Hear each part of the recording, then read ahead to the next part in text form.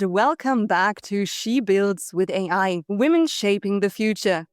I'm Julia Lach, and today I'm joined by Shubhi Rao, founder and CEO of Uplevyl, an AI company building secure women-centered intelligence hubs that turn authoritative data into actionable insights, collaboration tools, and learning experiences. Shubhi brings a rare combination into this conversation. She started her career as a software engineer, moved into finance and senior executive leadership, held roles at Ford, Tesco, PwC, and Alphabet, and later served as CFO and COO of Dosh before its exit to Cardlytics. With Uplevyl, Shubhi is asking one of the most important questions in AI right now. What happens when the data behind intelligent systems does not fully reflect women's lives, choices, and transitions? In this conversation, we talk about gender, data, women-centered AI, trust, privacy, and why women should not only critique AI from the sidelines, but help build and lead what comes next.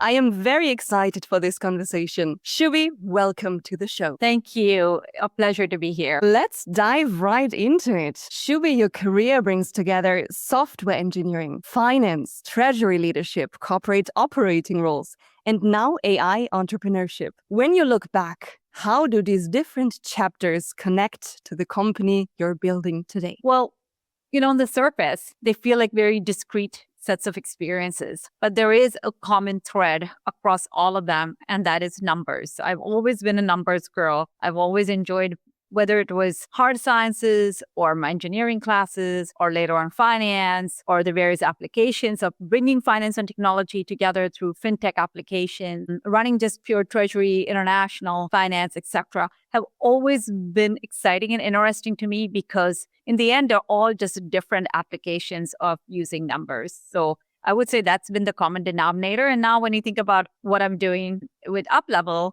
is frankly an amalgamation of a lot of those experiences. But again, what is AI, right? In the end, it's again another numerical application of data and technology. That is right. Thank you, Shubhi. I really love starting here because it just shows that AI leadership can have so many different layers, silhouettes, and does not always have this straight technical path. And I think that connects just beautifully to the moment when you just started seeing the data question behind the technology. Shubhi, was there a specific moment when you realized that the question was not only what can AI do, but also whose data and whose lived experience is missing? Yeah, now sitting where I sit, I can look back on my life and think everything in, like they say, happens for a reason. And, when I was with Google, I was working on a very large fintech project. And we were really, really struggling with the data sets because the data was messy, it was missing, it was gnarly. And at the same time, I was very fortunate to have sort of a front row seat to seeing where our investment dollars were going. And we're investing pretty heavily into AI. Now, of course, everybody talks about it, but AI has been around for a long time for all of us who use Spotify and Netflix and Google, of course. But it was more, in the background. It wasn't really in the hands of the everyday person. At the same time, being a senior woman leader, very focused on developing, women along the way, make sure that we have great succession plans and really deep benches. And we're really, working to make sure that our women leaders get opportunities. And so I think I just happened to be at the right place at the right time where a lot of these things were happening around me. And as I was working on this project, I was thinking to myself, well, if AI is going to be really this big, and in the end, AI is only as good as two things, the data sets that power it, and then the algorithms that you build. Mm-hmm. But gender data sets was the question I had in my mind. Where are the gender data sets? How is it going to serve women? Because essentially to serve women, we need relevant data sets that really understand our lived experiences. And I think that was the kernel of a thought that eventually now has become Uplevyl. Very exciting. Bias is often discussed as if it were only a technical flaw. But what I hear you saying is that it also is about whose reality is actually present in the system. So let's unpack the term of Uplevyl's work. Talking about the term gender data. What does gender data mean in practice, and what do people often misunderstand about it? I often say women are not one homogenous group, right?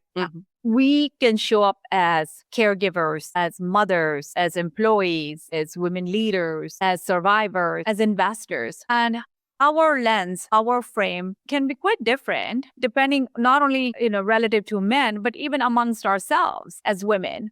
And so we really need to capture those experiences of when a woman becomes a mother. Let's say, for example, what does it really mean to her economic well-being? How is she now thinking about, is she going to take a career break? Is she going to have to think about, setting aside funds for her child to go to college?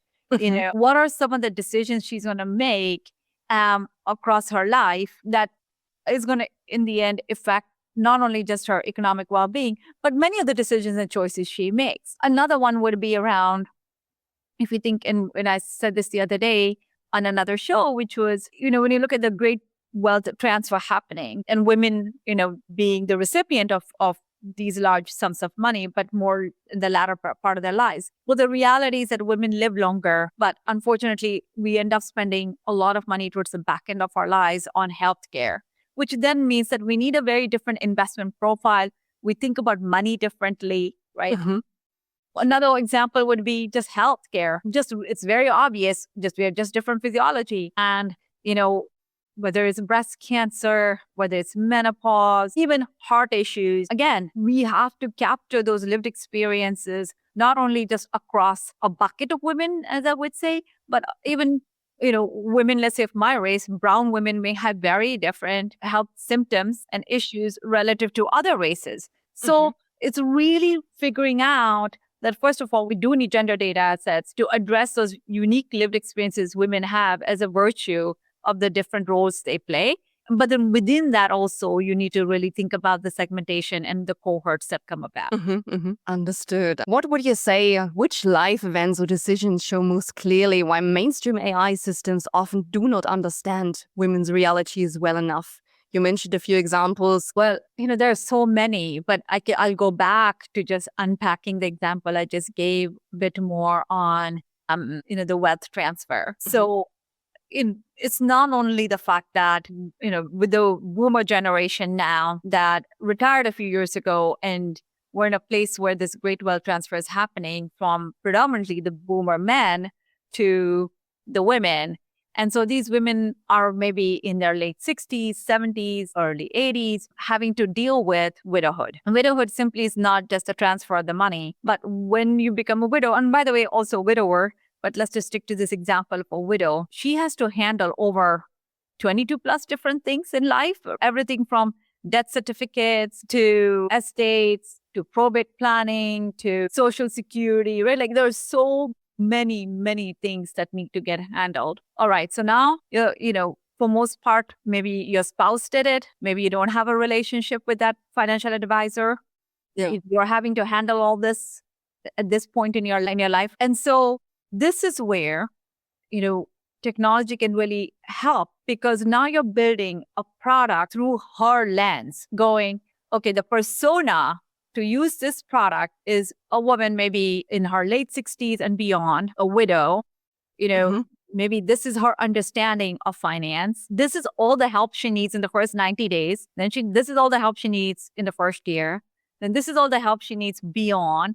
But, and by the way, it's not one size fits all, because at least in the United States, so much of it is also very specific to your jurisdiction, specific to your own economic background for what you're eligible for and what you're not eligible for, where there's just so much. And again, AI is a great tool to handle this complexity, but somebody has to go away and build this tool through that persona. Right? So I don't, that's what I mean. Like when I'm thinking about really building gender-focused tools, well, then you have to look at these different personas and the problems that they have and trying to solve. But it's not just that the widow has the problem. The problem then lands actually on the shoulders of the financial advisor who's trying to help this widow. But now the financial advisor is like a quarterback trying to coordinate accountant, the tax planner, the estate planner, the insurance person, right? and at the same time trying to help this widow. So what happens is the system starts to break down because you just don't have enough hours in the day, especially in the period we are in right now, where we're going to see an increase in the boomer widows between now and 2045. So, in an environment where you have the demand going up, but at the same time, the other aspect of the financial industry is also that they're going to be losing advisors. We're going to be 110,000 advisors short in the next 4 to 5 years. So you have this really interesting, phenomenon happening whereby both the supply is increasing, the demand is increasing, but it's a widow, again, who will get impacted if she doesn't get all the services she needs. So recognizing the macro trends, recognizing the needs is how Uplevyl approaches what problems we decide to solve. Super exciting. This is just where the topic becomes very human. A model might see the same event, but it may just miss how differently that event plays out for women. Divorce is another one, right? Exactly. It's a very different outcome oftentimes for the man than it is for the woman. True. And that brings us to the next question of what kind of platform you're actually building. Uplevyl is not only building an AI product for individual women, but a platform for organizations and women's communities. Why did you choose this model? And what becomes possible when organizations bring their communities while Uplevyl provides the intelligence infrastructure? Well, broadly speaking, you have two models, a B2B model and a B2C model. With the B2C model, I thought about it, what problem set would I try to solve? Because it's like boiling the ocean. That's one. But more importantly, there are incredible organizations out there that are focused on helping, whether they're women employees, they're women clients, they're women patients, they're women survivors. There are thousands and thousands of organizations who already are working with these women. But what we now need in this day and age is to make sure that we equip those organizations with the right tool to address this audience. Because if they just use the generic tools, and by the way, the world of AI is moving super fast. And so if we don't build those tools now, then we will just default to using the one-size-fits-all tool. And so this is why I thought, no, the better answer really is, because we're technologists, what do we know about helping truly, women patients or women caregivers or women survivors? We don't.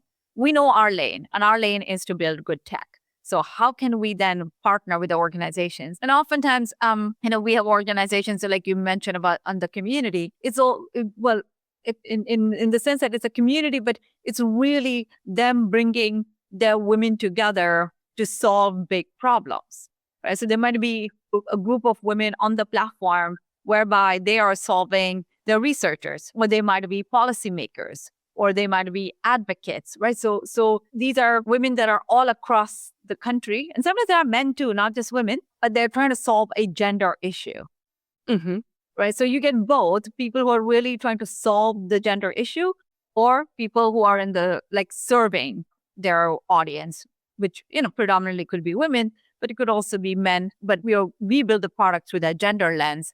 And what I mean by the gender lens really, really applying the feminine principles around thinking through safety, security, data privacy, how we train the algorithms. Depending on the application, maybe it needs to be trauma informed, or it needs to be much more understanding and empathetic and sympathetic. The training of those models is very different than models that predominantly in the B2 space, I'm not saying always, but are built to extract data to be able to sell it to the advertisers, right? That's a different model. And in that scenario, you have one big platform. You're trying to bring billions of eyeballs in together so that you can obviously got to make money, and that money is advertising. Our model is super transparent, work with the organizations that are really trying to help and advance and accelerate women or solve the big gnarly problems, and not be in the game of trying to extract and violate data, but to build safe platforms. Super, super exciting. Shubhi, when AI supports women in sensitive areas such as rights, wealth, health, career decisions, or life transitions, what does trust need to look like? And where should the line be between AI supporting a decision and AI making a decision? What's your take on it? Well, I am very much in the camp, I'm going to work backwards, that AI should help you to make a decision, but it should not make it for you, for sure. In the end, I still believe that you do need to trust human experts, especially when it comes to health. You should definitely see the physician. If you're, talking about, needing help as a caregiver or a survivor or whatever, you should go talk to lawyer or advocates, right? So those experts are there and you should use them. Let's use an example. We're actually working with a large organization that focuses on gender-based violence. And one of the projects that we're working with them is helping survivors access their rights, their employment rights, workplace rights, as it relates to paid leave, accommodation, unemployment insurance, and discrimination, right? And these rights are a mess because we have 90,000 plus jurisdictions in the United States, but within that, these are spread across thousands and thousands and thousands. And each one of those rights has hundreds of different eligibility criteria. Plus, if you were to click on any of the websites, they're all in very strong legalese that the everyday citizen would really struggle to understand. So this is a very good application whereby a survivor could go into the platform, say, hey, look, what are her circumstances? Be able to understand, does she even have the rights? What would those rights look like? What kind of forms would she need? What kind of a letter? So now she's equipped so that she can then go talk to the advocate if necessary, or to her employer, whoever she feels comfortable with. But it saves the advocate or the employer time because they have everything. But on the other hand, she also feels pretty confident that she has all the rights that she can exercise, and then that keeps her employed, right? And she can, so that makes a huge difference. And so but how do you do it? You need to then build tools that allow people to come in, to be truly anonymous,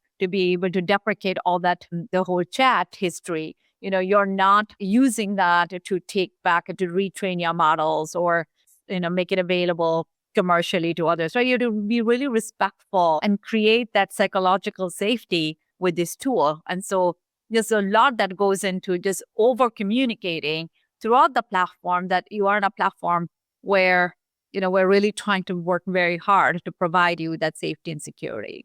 Exactly. Shubhi, how do you build women-centered AI without treating women as a homogenous group? You mentioned it before. Yeah, from the very beginning, what we did is we wanted to address women's lives professionally, personally, and financially. And since I think I told you that gender data sets don't just exist, you can't just go purchase them and do anything. So we had to build first-party data sets. And what that means is you look at the professional side, and we have subtopics under that, everything from, leadership to building confidence to thinking about promotions, having difficult conversations, right? Like all the topics that you would, getting on boards. But the whole idea was to build the foundational LLM, large language model, that was maybe an inch deep and a mile wide. So that we could really address all the main topics that impact women professionally, personally, and financially. And how did we do that? We brought in contributors, like truly women experts. They were physicians, lawyers, psychologists, board leaders, wealth advisors, like truly women who have domain expertise to be able to provide their knowledge base to build this foundational layer.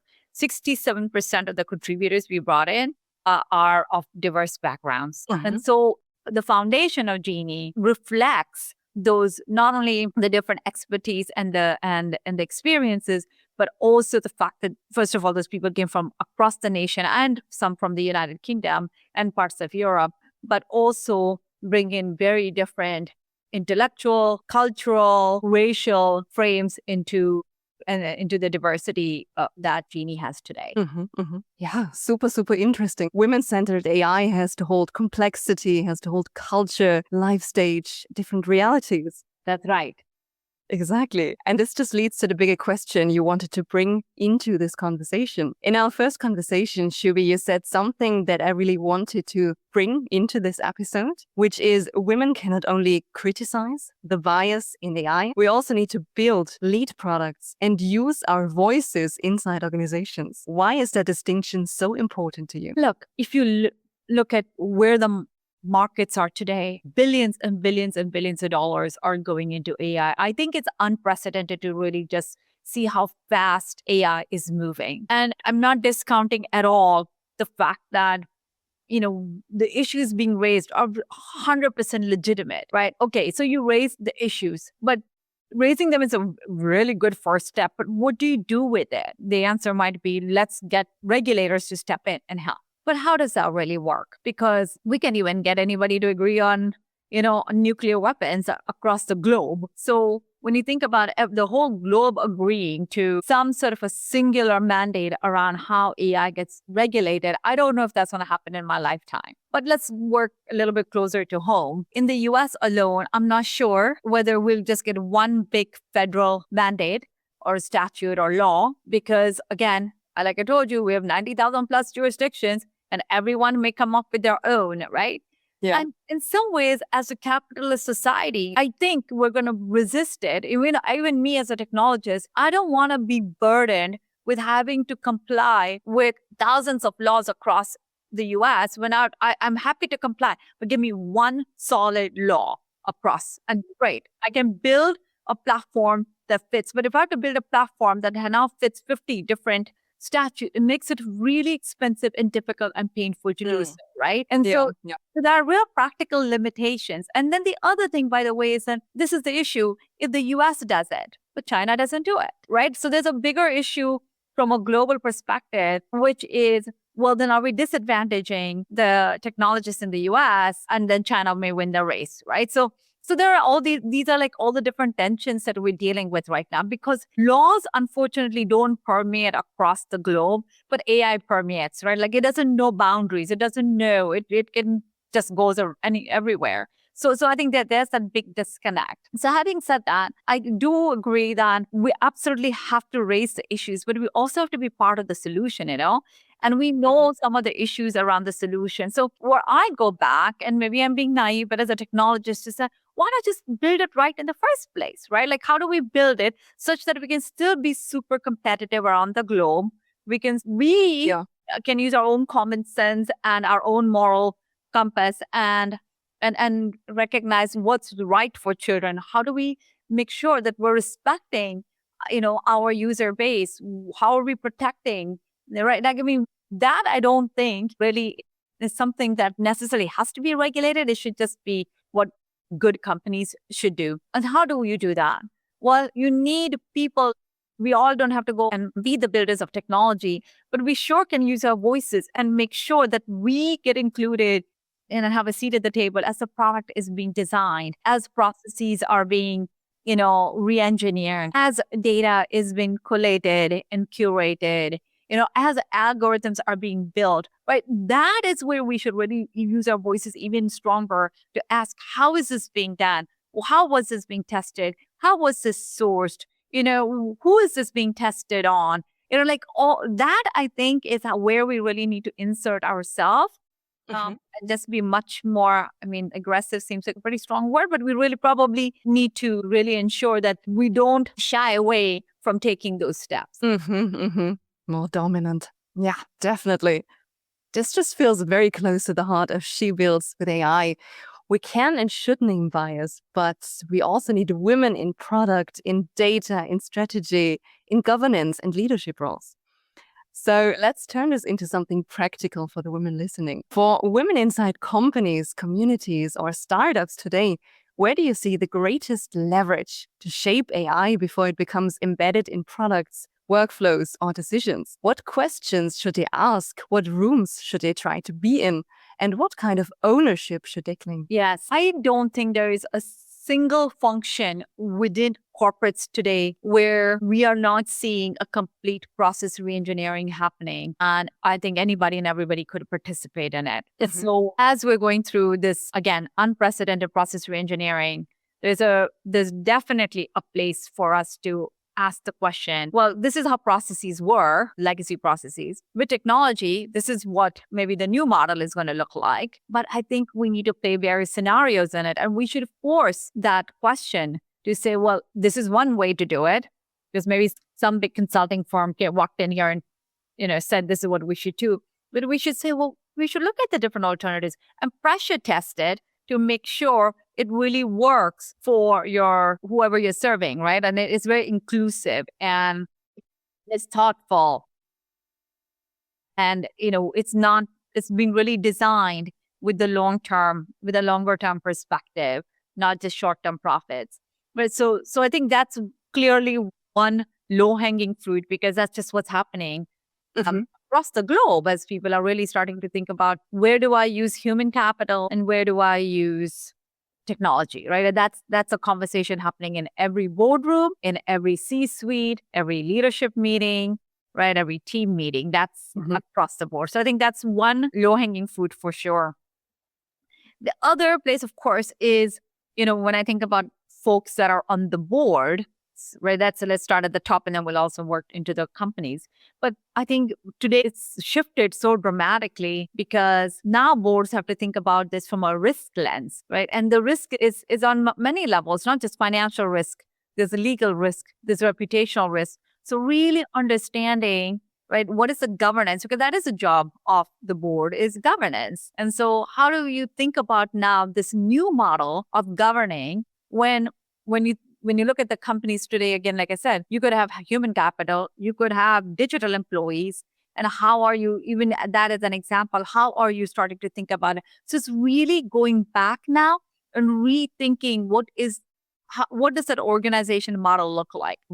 As a result, what kind of risks, what functions are being used? We are using technology. As a result, how does that shift our risk parameters, reestablish what your risk appetite is now, right? So that whole conversation about risk that we've had for a long time, that shifted a bit, but not so much.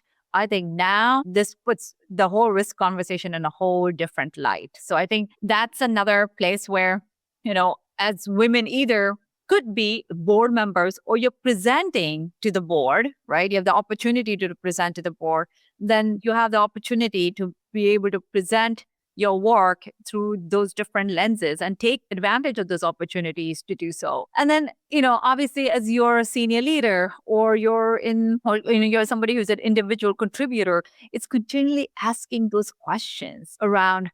And those questions, by the way, don't dramatically change from one function to the other.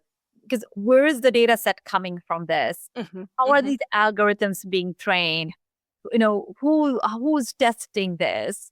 Right? Like these are all the fundamental questions that it doesn't matter whether you're in HR, you're in marketing, you are, in product development, it's all the same.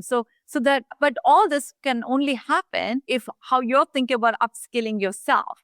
Because what we're seeing now is that all the jobs that were really wash, rinse, repeat jobs, if you will, were really easy to get technology to do it. So the higher cognitive order jobs, I still believe humans will have. And so we have to just make sure that we are now upskilling ourselves so that we can fully understand what this new world that is very technology enabled looks like. Yeah, definitely agree. I just like this because it makes this call to build very practical. Because building AI is not only writing code, it is also defining the problem, choosing the data, asking where the data comes from, shaping the product, asking who benefits, and just noticing who might be left out. Yes. And that brings us to the bigger future you are working toward. 5 years from now, what would make you say women did not just adopt AI faster, we actually helped build it better? Look, I think what I really want is AI and its applications to be accessible. I'm worried a bit today that at the pace AI is moving, that women don't fall behind.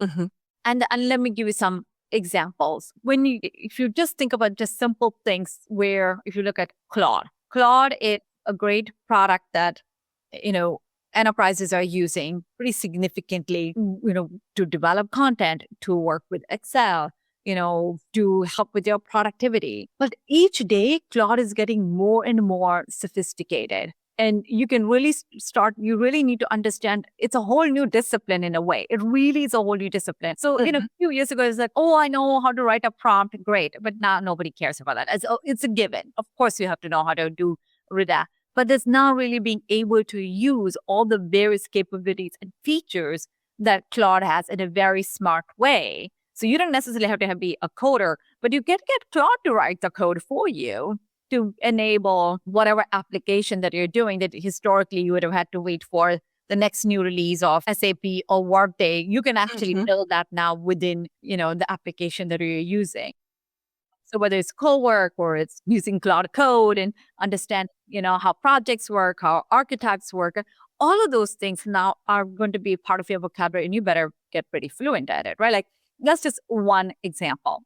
So, and that's what is going to make all the other tools accessible to you, because the gating factor might be your knowledge base around Claude. Another different example, which I just gave you, was earlier working with this large organization to help survivors. All of a sudden, with technology, we're making those workplace rights accessible to the everyday person. Now that person can come in, understand their rights, and as a result, be able to keep their job or be able to, protect themselves or be able to take action that they otherwise couldn't have. Right. So that to me, and this is what I really want, right, is more and more women to really think about, and men, by the way, how do we use these tools to make products, services, data that was inaccessible because it was fragmented, it's messy, it's everywhere, being able to actually create, because we have these foundation LLMs, great data in them, but they're very generic. What we now need is very specific, curated, collated data sets to address the needs of those various populations.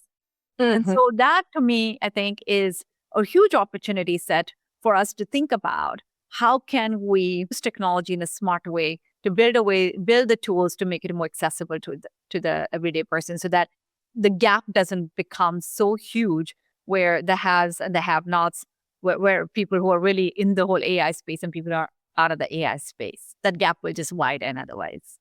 Yeah, this is just a beautiful place to end, Shubhi, because it just brings us back to possibility. AI is not only a technology we adopt, it is something we're shaping. The data we value, the products we build, and the voices we just bring into the room. That was my conversation with Shubhi Rao. Thank you so much, Shubhi. What I loved about this conversation is that Shubhi brings AI back to something very human, the data of our lives. Not only the data that is easy to collect, but the experiences, decisions, transitions, and risks that often remain invisible when systems are built around a default user. Her work with Uplevyl is a reminder that AI is not only neutral simply because it is technical.